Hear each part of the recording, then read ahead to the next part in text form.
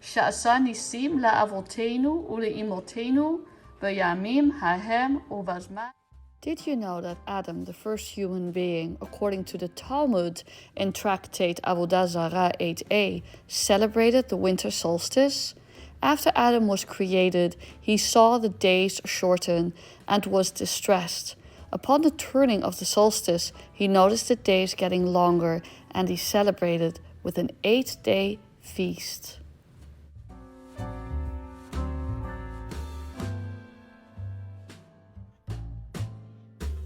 Shalom friends, welcome to A Small Sanctuary, where we look at Jewish life lived with purpose, beauty and meaning. And I'm really excited for this episode because it will be all about Hanukkah. And not just the practical aspects about Hanukkah, we will get to those in future videos, but more about how we see Hanukkah in our world today, how we balance it with the so-called December dilemma in this part of the world, and how we can make sense of a Hanukkah that is meaningful and celebrated very much on our own terms, while also being in harmony with the traditions around us who also celebrate their solstice festivals. So I'm going to talk you through some of those ideas. This is a video for big ideas, for an overarching framework that allows us to explore Hanukkah in new ways. And I promise you that I'm going to offer you a framework that is new and refreshing and actually helpful. This video, of course, is for people who are Jewish and Jewish adjacent, but also people who are in interfaith relationships, Christians who want to learn more about Hanukkah, people of all backgrounds who want to learn more about Hanukkah, and for those of us who might be navigating the December dilemma with our loved ones who do not share our Jewish practice or do not share fully in that practice. So having said all that, let's get stuck in. The first thing I want to talk about is the December dilemma. I don't want to spend too much time on it because it is long and complicated. And I know that for people who observe Christmas, this is also a complicated conversation about how Christmas is experienced in the modern world vis-a-vis the deep, meaningful teachings of Christmas itself. But I just want to acknowledge that the December dilemma is there. It is part of our lives. Often, depending on the features of the Jewish calendar, Hanukkah and Christmas will coincide, but always they will be in very close proximity to each other. And there are practical considerations with who are you going to celebrate what, but there are also some philosophical considerations. Christmas and Hanukkah appear to have two radically different messages, but also appear to be two very similar festivals. And this is what I want to touch on. My goal in this video is not to cause more difficulty or ponderings about how different we are. What I actually want to do with this video is make it easier for all of us to both maintain our unique celebrations and our unique practices, but also get on the same page in a sense that we can enjoy these festivals together. That brings us to point 2, equinox versus solstice. So I think this is an important part of the conversation. I grew up in two different climates. I grew up in the Mediterranean and I grew up in northwestern Europe. And I have experienced the difference between a culture that orients itself on the equinox and a culture that orients itself around the solstice. Now, what do I mean by that? The equinox, both the vernal and the autumnal equinoxes are an astronomical feature where the daylight hours and the nighttime hours are of equal length. And these in our part of the world tend to hit around the 22nd of September and the 22nd of March. The solstices are the same idea, but they signal the shortest day on the 21st of December or the longest day on the 21st of June. Now, cultures that are closer to the equator tend to orient themselves towards the equinoxes, partially because of climatological features, rainy seasons versus dry seasons, but also because we do not experience such a strong distinction between daylight hours and nighttime hours near the equatorial zone. So you start using time differently. In the northern and southern hemisphere, and it would apply, of course, to both hemispheres, the northern and the southern, the solstices become far more important because you have this discrepancy in daylight hours and nighttime hours depending on whether you're in the winter and the summer. And it is my theory that these astronomical and climatological features have really impacted in how different cultures honor and celebrate and experience time. Now, my Northwestern European upbringing very much focuses on the solstice. It gets dark in the winter and you really want to bring in that light. That is why Hanukkah or Christmas or Yuletide in pre-Christian Europe was so important. In the Mediterranean basin, where I also spent part of my life, the equinox was very important. You were less invested in light and dark differences, but all the more so in the wet season versus the dry season, the turning from summer to fall or from winter to spring. And this is also what you see in the Jewish calendar. The Jewish calendar in its biblical iteration really focuses on those equinoxes. But the Jewish calendar in its rabbinic iteration also includes the solstices, because when the Jewish people came out and went into diaspora and started living at different latitudes, they started having all those unique experiences as well. So this is how I see Hanukkah and Christmas in this part of the world. And I really want us to be mindful that what I'm talking about here is applicable to our part of the world and is not a universal experience for either Christmas or Hanukkah in other parts of the world. In this part of the world, Hanukkah and Christmas experience something that I call convergent evolution, which brings me to point 3. Hanukkah and Christmas share similar cultural features, not because of their shared origins, but because both are a response to the needs that are brought forth in the human experience because of our solstice culture. Days get short, nights get long, it gets cold here, especially in the Midwest. This is the season where we all want a little bit of light, a little bit of cheer, a little bit of greasy foods to give us a little extra boost of energy to stay warm. And really, I think if you want to understand the December dilemma and reframe the December dilemma, this is a great way to do it. This is not about Christmas and Hanukkah being in competition with each other.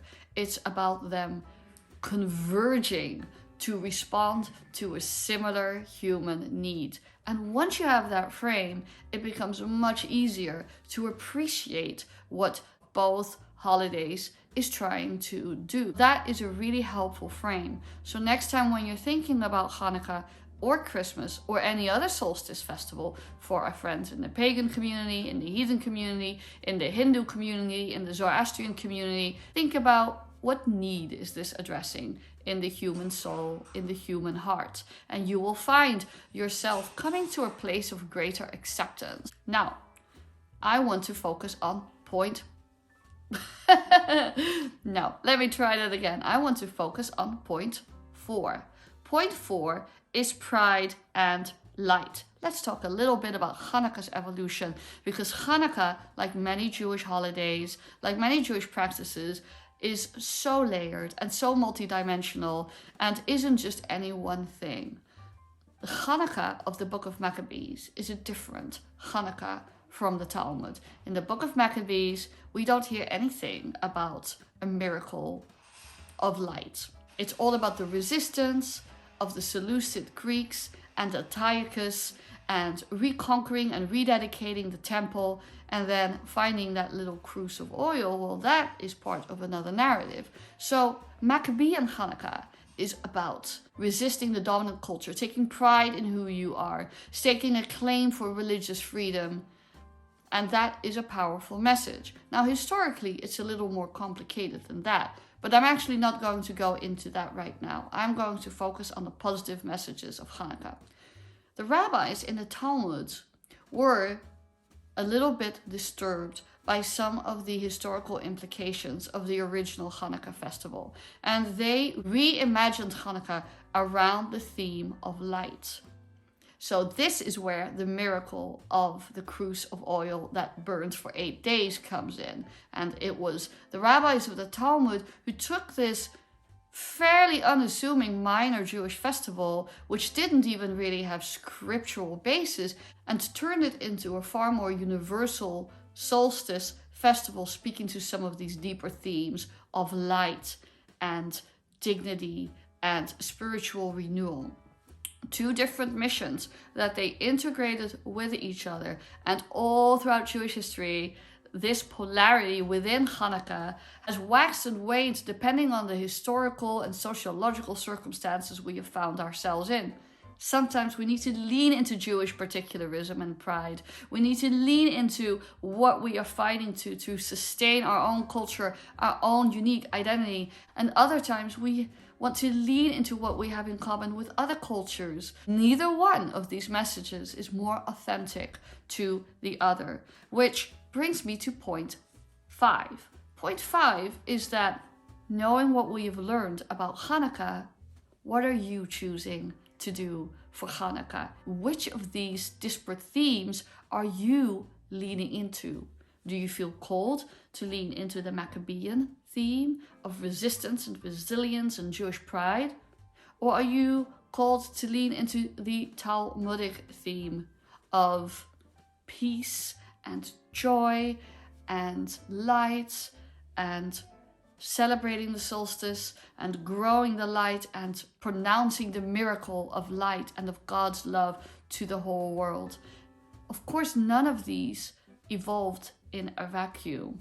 There was cultural cross-fertilization between these different iterations of Hanukkah, but that is a video for another day.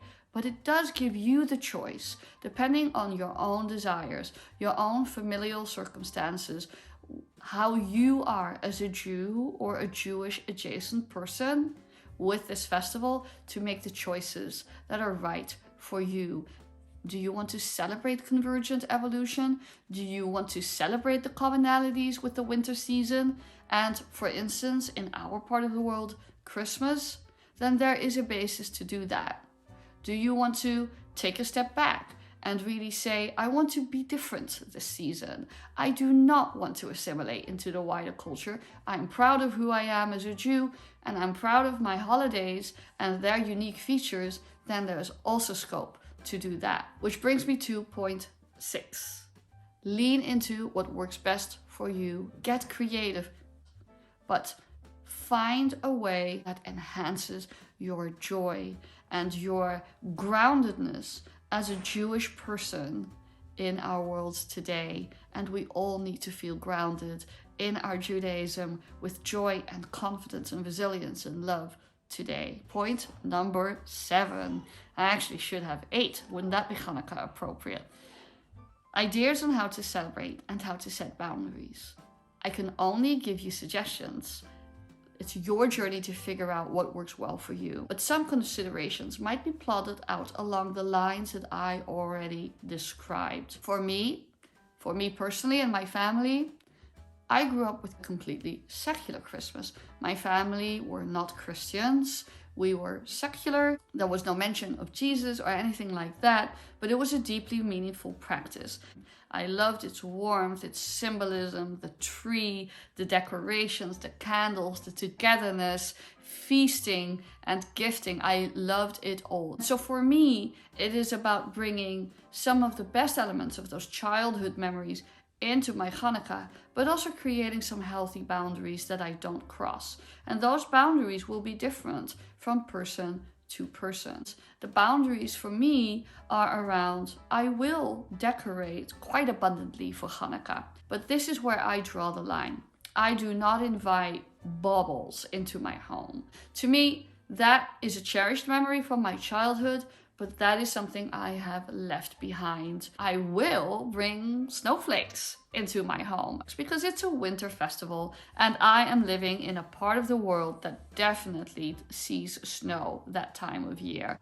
I do not bring greenery into my home that is related to fir or pine trees. But as you've seen in my previous video, I have thought creatively about how to bring the lulav and etrog into my Hanukkah experience, because there is this connection to Sukkot and Hanukkah, which I explored in that other video, and I will make sure to include it into the notes down below.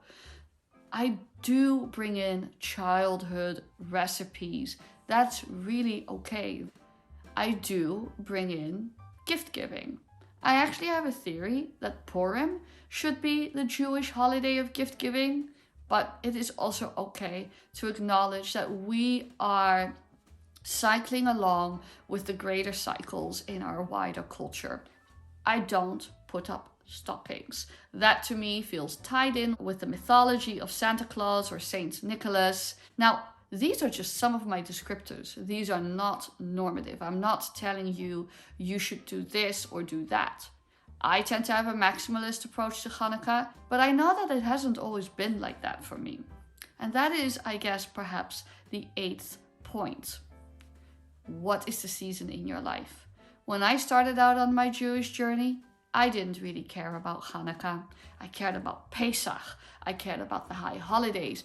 Those were really meaningful to me. I was a single woman living on my own. I didn't have anyone to buy gifts for me. And I was individuating myself from my Christmas practice. And it was good and healthy for me to keep Hanukkah really low key for this season in my life. When I started having my children, things changed. And I very consciously re-evaluated Hanukkah and its potential. And that is also okay. It's okay for you to go on your own journey, to shift in and out of different practices and to really make something your own. Concluding thoughts, friends. Whatever you do, do it with Jewish pride, light, resilience, and joy. You can follow your local community's traditions, your Jewish community's traditions, your family's traditions, your chosen family's traditions, those of friends.